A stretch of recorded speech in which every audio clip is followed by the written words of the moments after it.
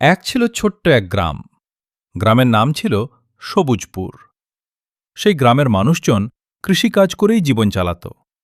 কিন্তু কয়েক বছর ধরে খরা আর পোকামাকড়ের আক্রমণে ফসল ভালো হচ্ছিল না।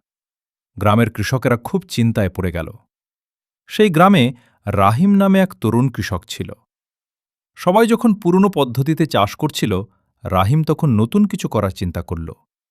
সে কৃষি অফিসে গিয়ে প্রশিক্ষণ নিল, ভালো মানের বীজ সংগ্রহ করল আর জমিতে জৈব সার ব্যবহার শুরু করল। গ্রামের মানুষ প্রথমে তাকে নিয়ে হাসাহাসি করত। তারা বলতো, এই নতুন পদ্ধতিতে কিছু হবে না। কিন্তু রাহিম হাল ছাড়ল না। সে নিয়মিত জমির যত্ন নিল, সময়মতো সেচ দিল আর পোকামাকড় দমনের জন্য প্রাকৃতিক উপায় ব্যবহার করল।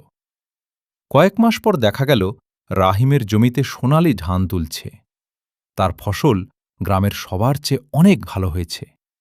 তখন গ্রামের মানুষ বুঝতে পারল, পরিশ্রমের সাথে জ্ঞান আর আধুনিক পদ্ধতি যোগ হলে কৃষিতেও সফল হওয়া যায়।